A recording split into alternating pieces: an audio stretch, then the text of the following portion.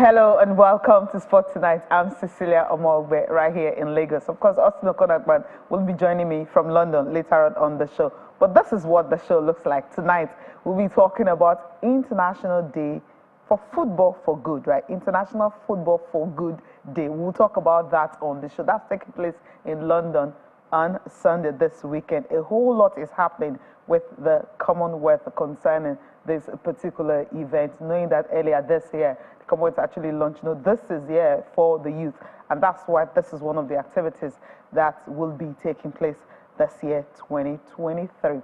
Also on the program, we'll talk about Nigeria Professional Football League.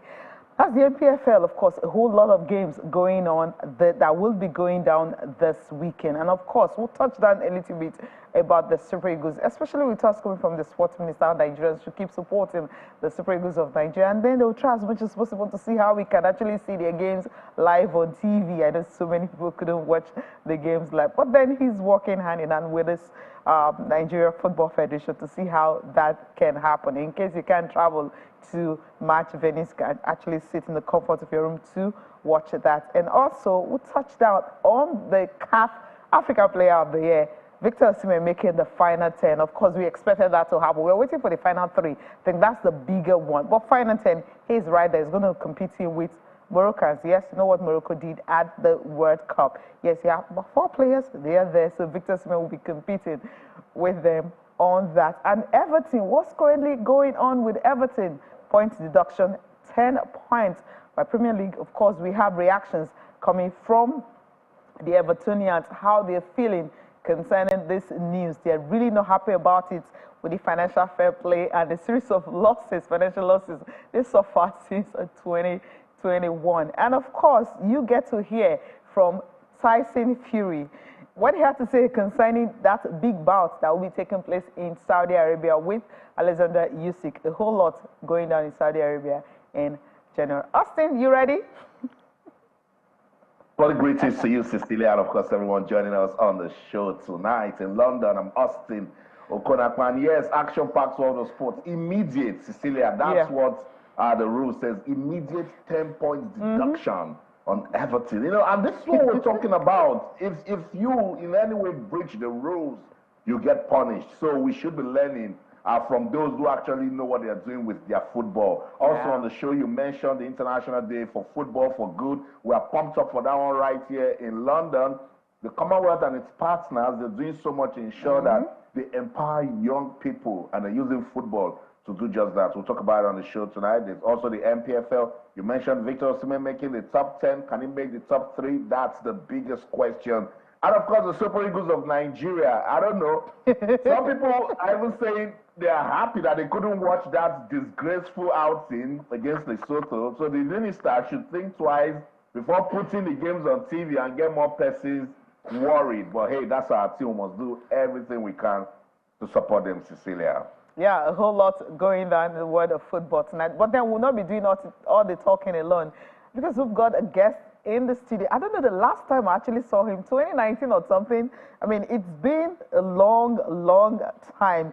Dr. Ogunbiadi, it's good to have you on the program. Yeah, good evening, Cecilia. Like you said, it has been a very long time. We actually sit side by side like this. Yeah. And tonight, talking about the Super Eagles, that's not a very good one coming from our guys. Yeah. And also the Everton, that's not a good news for the Everton. They are struggling, talking about their performance week in, week out. And point deduction, that's a mess on them. Yeah, I mean, it's a whole lot. Remember, 2 seasons, they've avoided relegations 2 seasons back to back. And this time, that's 3 wins and 1 draw. That's a whole lot for them. I understand why they're fuming. They're really not happy. But then we're starting off with this one. Before we go to, Austin, are we ready to talk about football for good? Right from London, so you're going to take that from there. That's right, Cecilia, and that's the best way to use football for good, and that's what the Commonwealth and its partners, they want to do on Sunday when we celebrate the International Day for Football for Good. Remember, this year, the heads of government in the Commonwealth, they came together and said they want to empower the youth. They declared that they would do a lot to empower the youth, and I'm glad that they're using sports as one of those means to empower young persons in the Commonwealth. Lane Robinson is the head of policy and social development at the Commonwealth Secretariat. Joins us now on the program. He's right here in London with me. Good evening, Wayne. Welcome to Lane. Welcome to Sports Tonight. I was going to turn that around. No worries. Thank you so much, Austin. It's a pleasure to join you on this discussion. Awesome. We're getting ready for the International Day for Football for Good. I like it. I like the fact that we're using football for good. Tell me, how are you guys at the Commonwealth and your partners planning to celebrate that day? Well, International Day for Football for Good is really an opportunity to bring young people together from the grassroots. It's first and foremost engaging with these young people who oftentimes would not have had the opportunity on these types of platforms to connect what they love, their football, with the Commonwealth, an institution that has its tentacles spread all over the world. And so it's an opportunity to bring young people together, to amplify the work that we do using sports as a vehicle for peace and development work. And so I think for us, this International Day spreads a spotlight on the fact that this is international, the Commonwealth Year of Youth. And it's a wonderful opportunity to put young people right at the center of all of what happens across society. And nothing better than putting young people together with sport, and football in particular, that does that trick. So that is why we have come together with our partners, which is Catalyst in the Community and Street Soccer Foundation, to bring this wonderful two things together. Young people in the grassroots focusing on football. Awesome. I love it, particularly when you talk about inclusive and sustainable development. And if you listen to my introduction, I mentioned that the heads of governments in the Commonwealth, they declare that they will use youth initiatives to, meet that objective. This tournament that you guys are planning, will it amplify that objective? Absolutely. This year, the reason why the heads made this year and ministers have further extended the year into next year. So we will go from 2023 into October 2024. The reason they did that was because, coming out of the pandemic, so many young people were significantly affected by what happened. Unemployment, mental health issues, you name it. And so I think when the heads declared 2023 the Year of Youth, what they were trying to say was, let's put young people right at the center of all of what is happening in the world, in the Commonwealth, and therefore help them to really rebuild back some of those gains that they would have lost because of the pandemic. And so bringing Football for Good is an attempt to showcase how we do that using sports.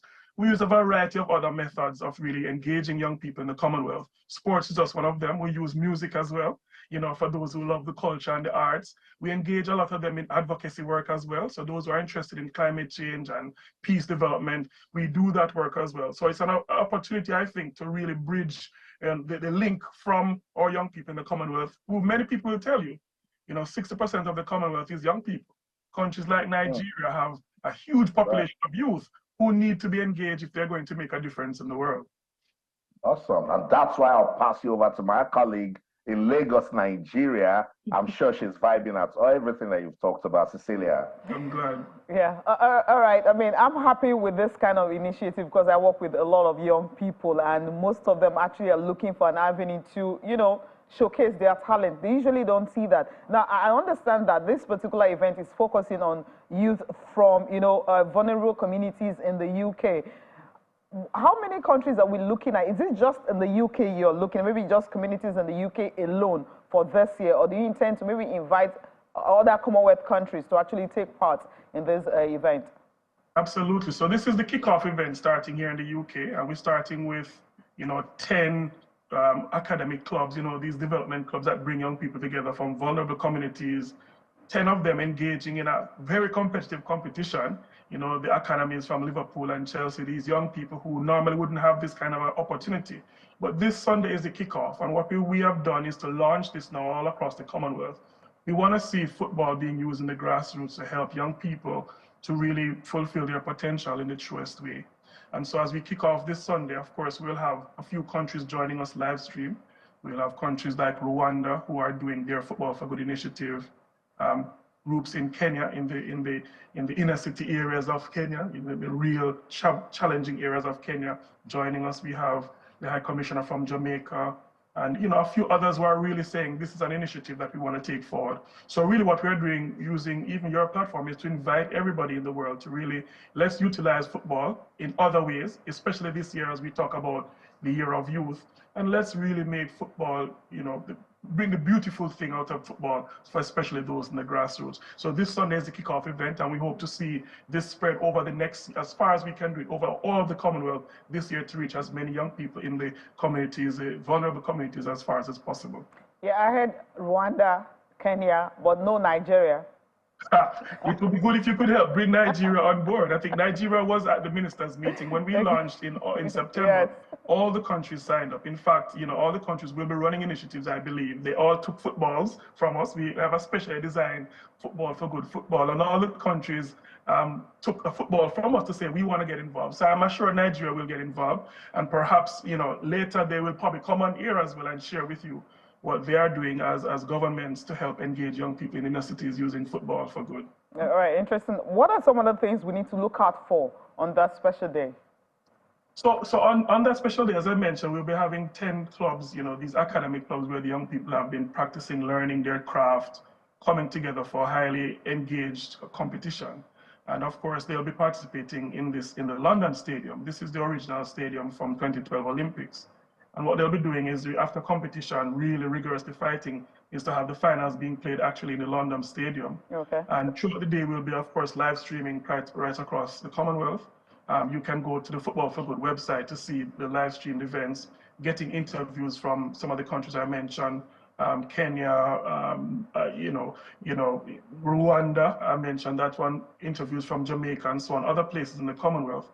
And then we also will do something quite interesting. We're also bringing technology on board. So those who do not the physical football, but they do football using the games, using computers. They'll be having Microsoft and Game doing a special edition of FC24 using football, playing football using e-games, e-sports as an opportunity. But the day doesn't end there. After competition, both on the field and using the technology, what will be happening is we're also shedding a light on homelessness, and particularly those who are sleeping rough. Places like London have rough sleeping as a challenge.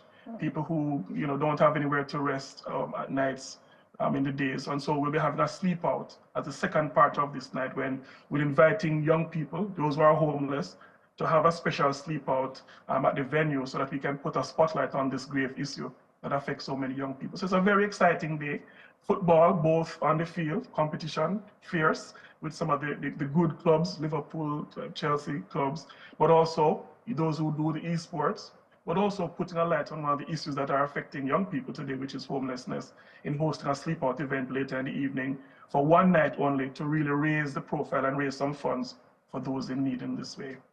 I was going to, come in with a final question, Lane, but I think you've done a great job of even answering my questions before I ask. So I want to say thank you so much. I'll be there on Sunday, represent Nigeria 100%, and hopefully our ministers and heads of states in the Commonwealth, they will use this event, see the power of sports to transform lives. Thank you so much, Lane Robinson. Thank you for having me, and I look forward to seeing you on Sunday.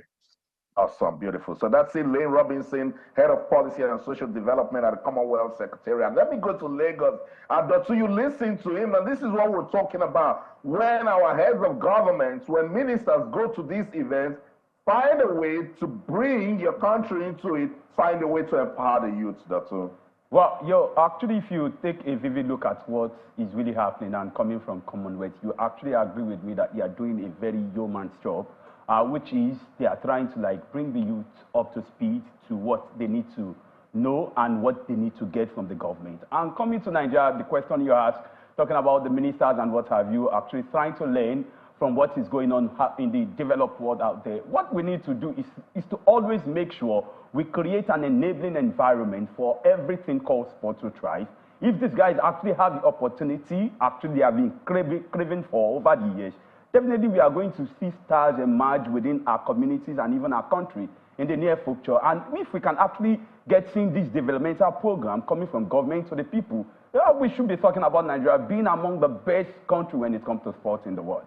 Yeah, you know, Austin, it's quite interesting that we're hearing. I mean, he talked about we have ministers, all of them actually attended this event when it was launched in September. I'm thinking we are having an event like this. First thing he mentioned Rwanda, he mentioned Kenya. That means they're doing something for football for good, right?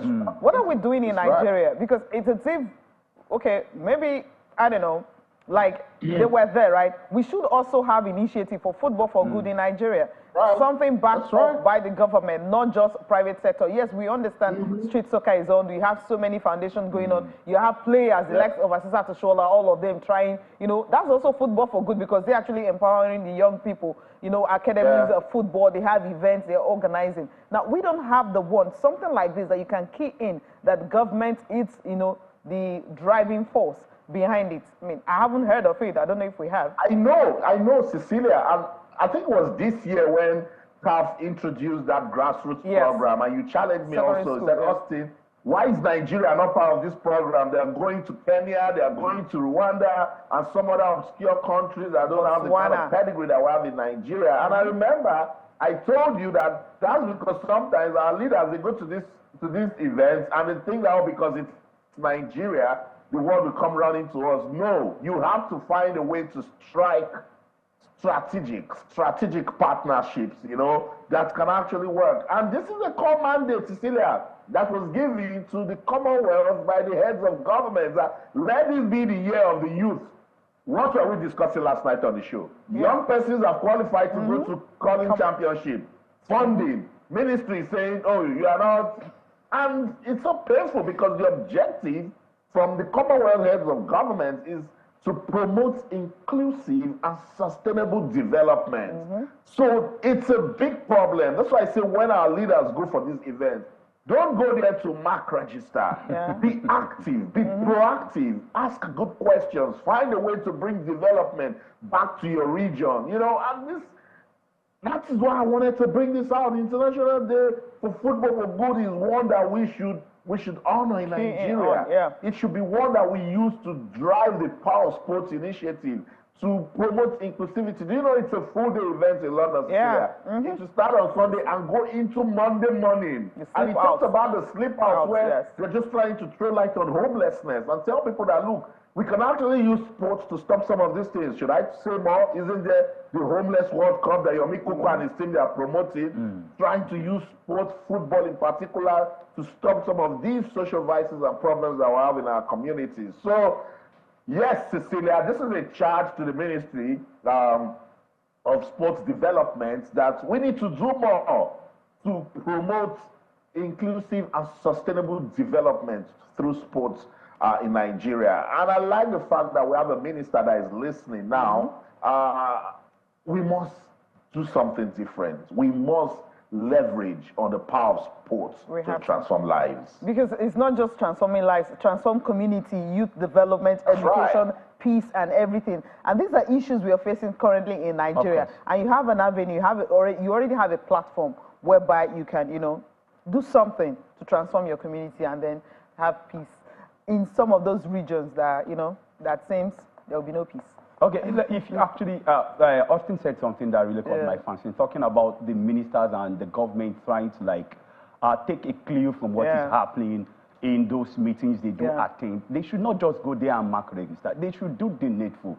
Learn from these guys. You actually, the template is there. The template is there. You can just borrow the template, bring it back home, introduce it, call people who actually understand this game, try to like get information from them. How can we make this happen? Definitely, if we can actually make all these things happen, like you just said now, talking about communities that are experiencing unrest, we can actually use football to transform lives.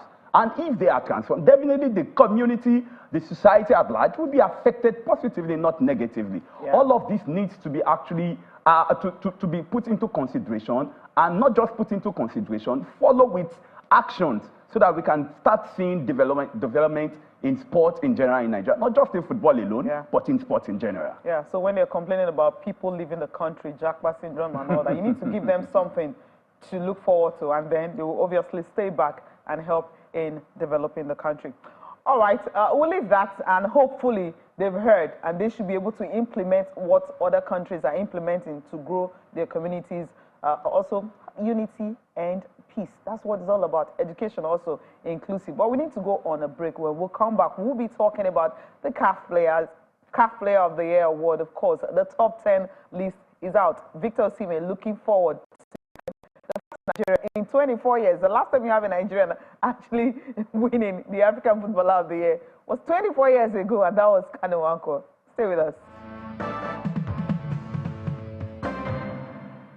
Welcome back. All right, time to talk about the CAF Player of the Year. Top 10, the list is out. We're talking about, all our eyes obviously are on Victor Osimhen. You know the reason why. Napoli hasn't won a trophy. Talking about the Serie A title in 33 years. Osimhen led them to that because he was ready. And let's just run through the names, the shortlist for the Player of the Year for the men 2023 CAF Awards. Of course, we know the awards will be taking place December 11th. Well, these are the names you have. Riyad Mahrez, of course, Morocco. Frank Aguiza of Cameroon. Vincent Boubacar of Cameroon. Mo Salah of Egypt. And, of course, Ashraf Hakimi, also of Morocco. Sofiane Amrabat, also of Morocco. Yassine Bonu, also from Morocco. Yusuf El-Nasri, also from Morocco. Victor Osimhen, of course, Nigeria. And Sadio Mane, Senegal. So, Victor Osimhen happens to be the only Nigerian in the top 10 for the men. Now, let's move over to the shortlist for Goalkeeper of the Year. Of course, you obviously not find a Nigerian here. Mohamed El Shinawi is from Egypt. You see, of course, the Moroccan Andre Onana of Cameroon. All right. Rowan Williams of South Africa and Edward Mendy of Senegal. So these are the shortlists for Goalkeeper of the Year men. Now, Coach of the Year, of course, Adel Hakab Becheka of USM Algeria. You have Marcel Kola of Al Ahly of Egypt, Tom Senfert of the Gambia, and Walid Regragui of Morocco, and Aliou Cisse of Senegal. These are the coaches for the year. Now, Young Player of the Year. So you're also trying to look for a Nigerian. Yes, you don't have one. Dango Ontara from Burkina Faso, Samad Essa Soli of Morocco, Bila Kanose of Morocco, and Lamine Camara of Senegal, then Amara Diop also of Senegal. So Moroccans actually dominating this one.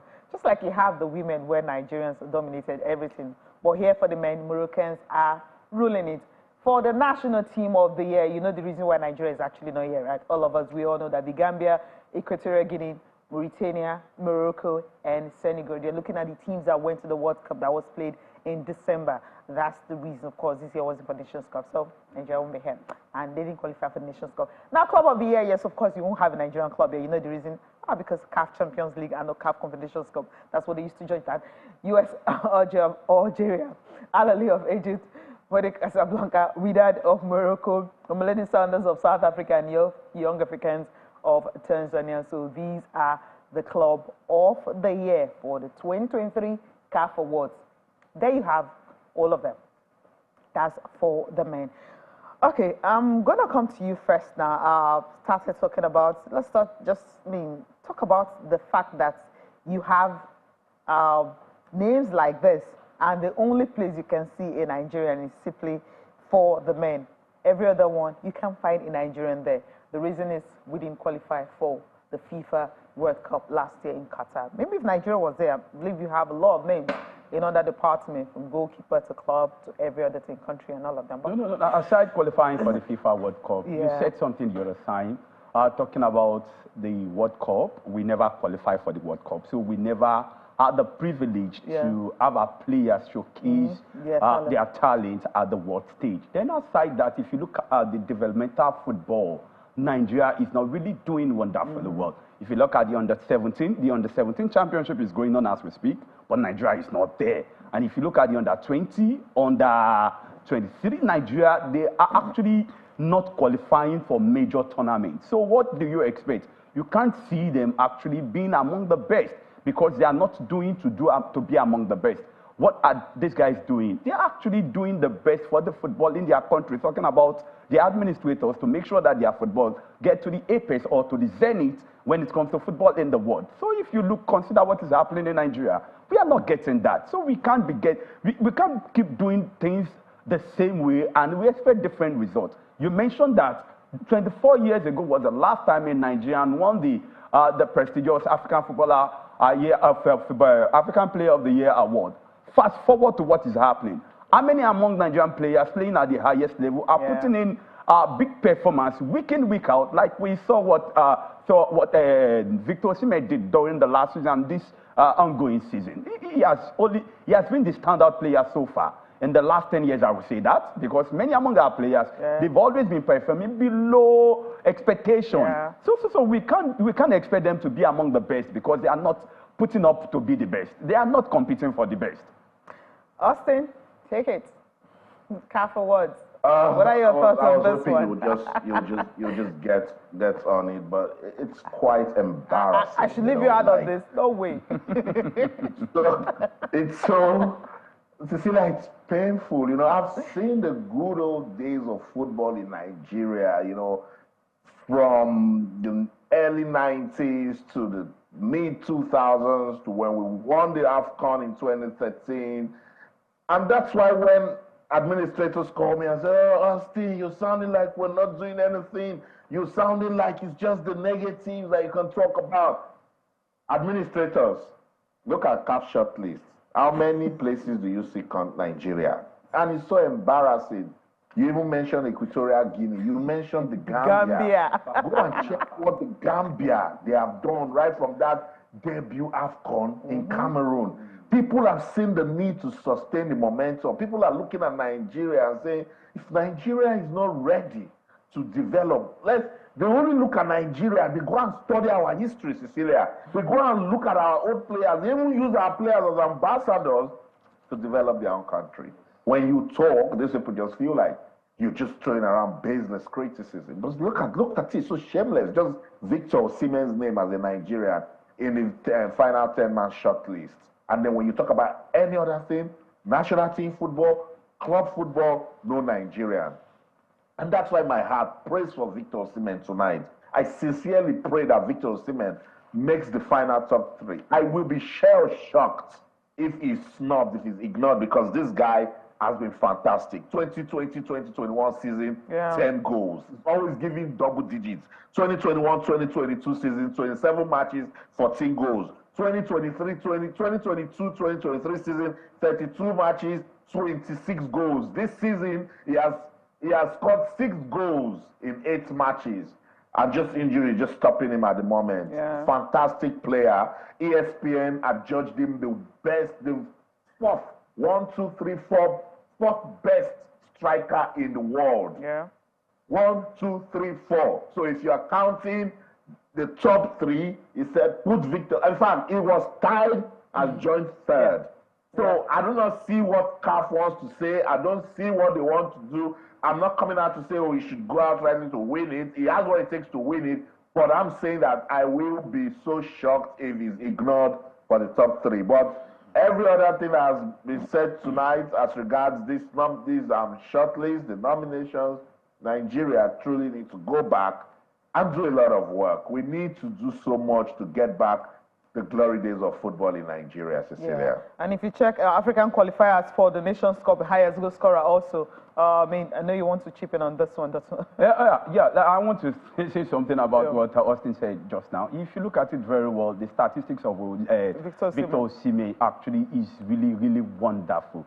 If you check the statistics of the other players that are really competing in this particular category, you definitely see that Osimhen held the way. If you look at Mohamed Salah, Domani, Riyad Mahrez, Aguisa, and Amrabat, you can say that he is the best with statistics. But when it comes to election, you know, you have to vote for your choice. So I can't say categorically that he's going to win. But if you check the statistics, definitely he's the best among them all. It favors him. You're right, especially with the goals and everything. Except you have Riyad Mahrez winning more because of the Champions League, the treble he won with Manchester City. It's also another player I'm thinking. Maybe we might just end up having Riyad Mahrez, Victor Osimhen, and Mo Salah popularity contest, I guess. Yes. That's why Riyad Mahrez is laying like him would have been there, but if you check, apart from the first ever good finish at the World Cup, but then you didn't really see outstanding players coming from there. So maybe Algeria, Nigeria, Egypt, it might just be like that. Or maybe you could have Nigeria, Egypt and Senegal. Who knows? But I think Algeria, I think Riyad Mahrez will just be there. Oh, wait for the final top 3. And if you check Ballon d'Or, right? Osimhen finished 8th. Yes. I mean, a top finisher yes. in terms of... That's a good one for him. So that's also a good one. So if Ballon d'Or overall across the world, he finished 8th, that's also another one. I know he's going to make the top 3, but will he win it? I think this is the time for Nigeria. We waited so long, 24 years, Austin. When I was trying to count 1999, I'm like, is it that long? Yeah, wow. Yeah, Cecilia, you're making me my teeth on live TV because it's unacceptable that a country so blessed with footballing talent, the last time that someone dominates Africa from Nigeria 24 years ago. Tanu Nwankwo has stopped playing football. He's now a football administrator, and we don't have some. Cecilia, get on with it. Okay, all right. Rest it. It was Mikel. Let's rest it. We'll rest this one and wait for December 11th for us to see who will win it, who will be crowned the best in Africa for the men. Okay. Now, talk about this one. NPFL, of course, Nigeria Premier League, the games for this weekend. Some teams that are struggling to actually get their first win of the season.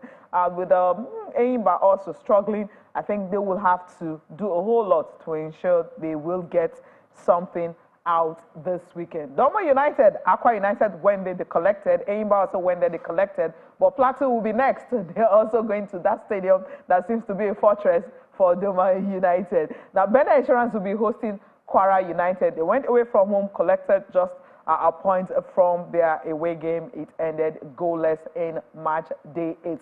Let's flip over to games for Sunday. Gombe United will be hosting Niger Tornadoes. Gombe not looking good for them, especially what Remo Stars did to them. Obviously nothing. Aqua United and Remo Stars will battle it. Now, this is where Aqua United need to get something out of this game. Remo Stars, of course, is another team. They know how to score goals.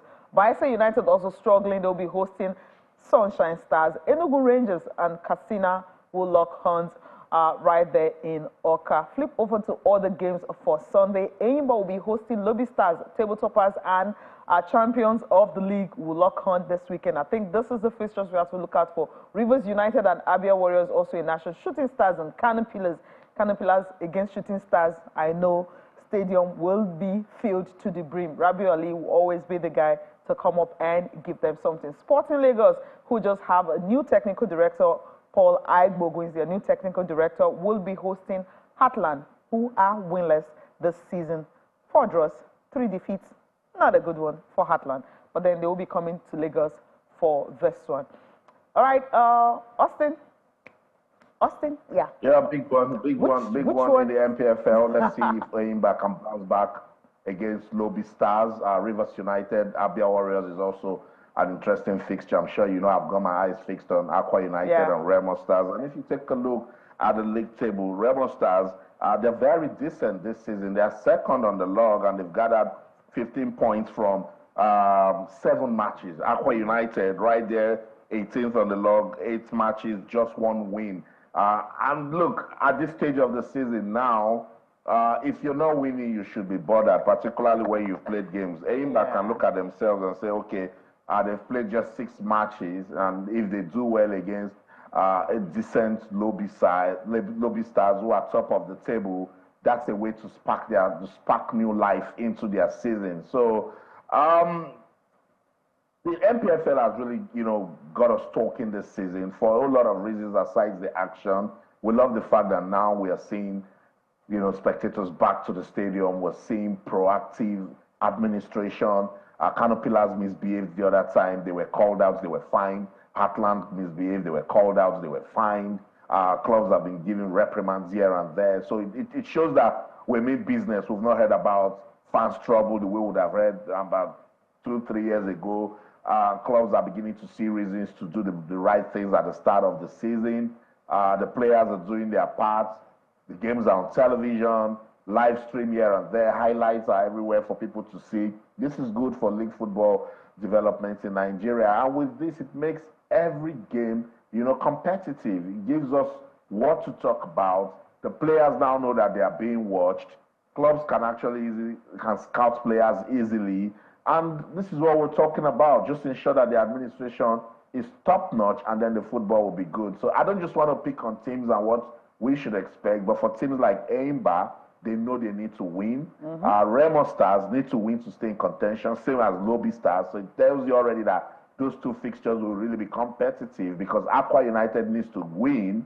Remo Stars needs to win to see if they can get to top of the table. Lobby Stars need to avoid a defeat to stay relevant at the top. Aimba does not like where they are on the league table. Rangers would want to consolidate. Yeah. Doma United wants to, keep that story of being giant killers.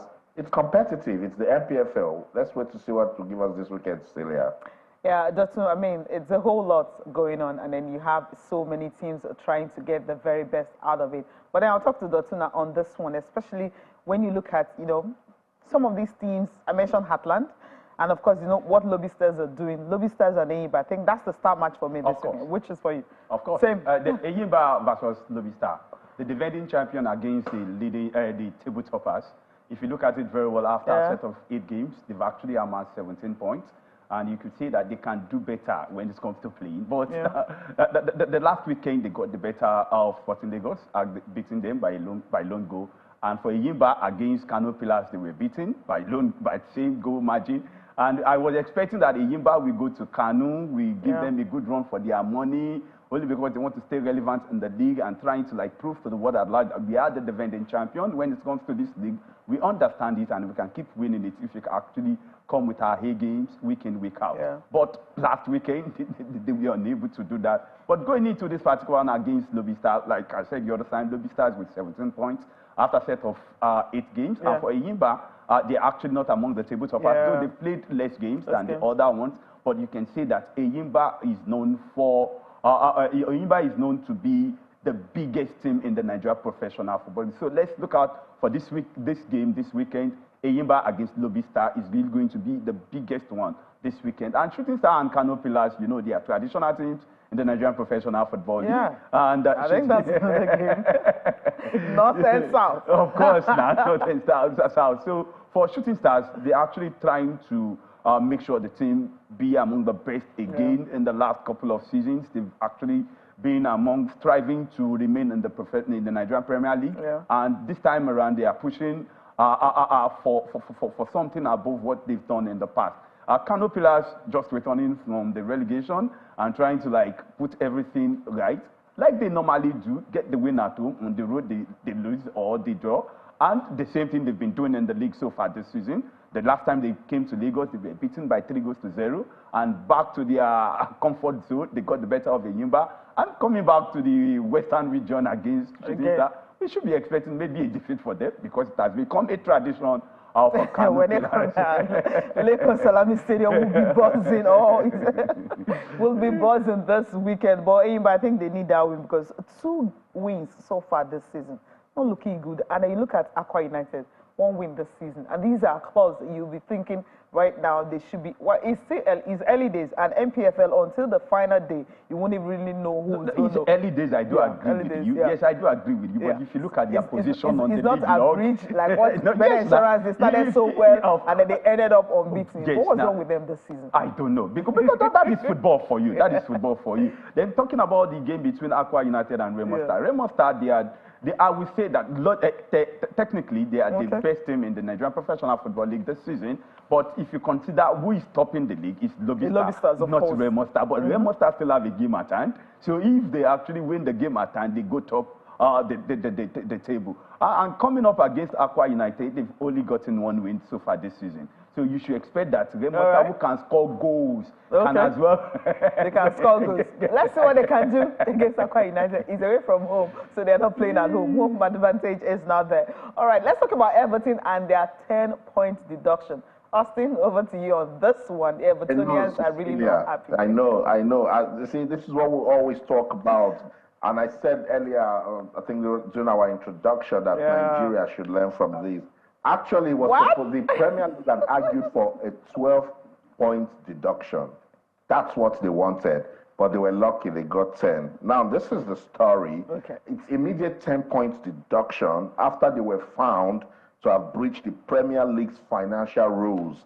English top-flight clubs, all of the teams playing in the Premier League, they are permitted to lose £105 million over 3 years. Now, the Premier League used an independent commission, and they found out that Everton's losses to 2021-2022 amounted to £124.5 million. So it exceeds that threshold. And now what they're trying to say is, look, you cannot be overspending and having all of these financial misappropriations all over the place, and you say you want to run a football club that's supposed to be professional. Now, Everton posted financial losses for the 5th successive year after reporting £44.7 million deficit in the 2021-2022 season. Now, they admitted to being in breach, and that's what they come to say. Do you know that what you've done is wrong? And these are the findings, and you accept it. Though Evertonians are saying that this is unfair, it shouldn't have gone this way. 10 points deduction. This is a club that has been fighting relegation, I think, in the last 2 seasons. The guy that owns the Moshere, that's his name, the owner, he's got about 94% stake of the club that he wanted to sell to an American investment company. But now, Cecilia, with these fines and Everton being in the news for the wrong reasons, I really doubt that deal will go through. Really tough times, you know, for Everton. But look, the rules are the rules, particularly right here. No one plays with financial rules, and it's very, very important. So I feel for Everton, but it is what it is. 10 points already gone. It's immediate. Go look at them at the table now. It has taken effect. That's what we're talking about. I mean, post that losses you mentioned, £430 million over 5 years. That's too much. All right.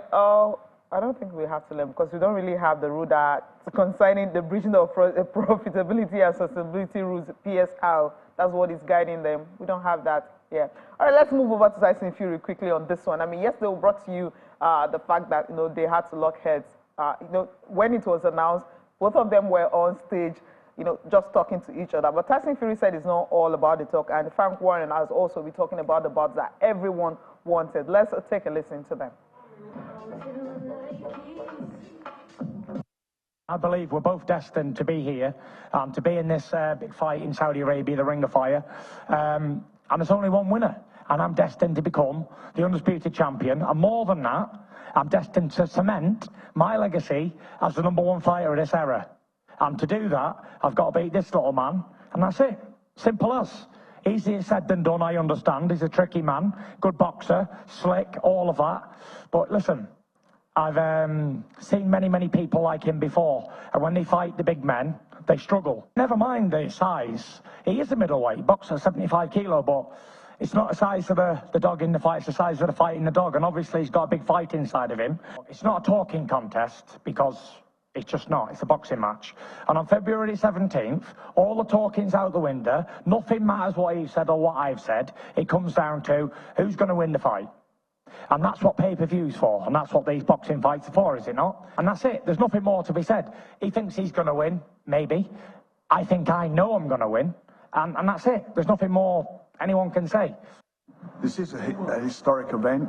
The whole world of boxing has been waiting for this for, I can't tell you how long, many, many years, and they now got the biggest fight in the sport. As a promoter, I've been banging my head against the wall. I know the fans have been doing that. They've been banging my head against the wall because they want to see these fights, and now they're happening. And to crown it all, we've got the creme de la creme. This is it, the creme de la creme, the heavyweight division, the big division in boxing. These two undefeated, magnificent fighters. Austin, you got to go. Yeah, we got to go. Frank Warren said it's all, you know, the creme de la creme of the heavyweight, you know, division, two undefeated fighters. I think who is going to unify the division, and I love it so much. Raining the fire, will it be Tyson Fury or Alexander Usyk? We'll know in February. That's the show in London. I'm Austin Okonakpan, and in everything you do, remember, keep talking sports. Bye for now. Justin, pleasure doing this with you again. Of course, after a very long time. Pleasure doing it again with you. Then, on Sunday, looking out for the Nigerian national team, the Super Eagles against the Zimbabwean national team. Let's see what happened again. Yeah, let's see what happened again. They need to get that qualification back on track. All 3 points, 3 goals, that will actually help Nigerians to be happy about the struggles of Nigeria. Thank you so much for watching. I'm Cecilia Omogbe. Do have a fantastic weekend.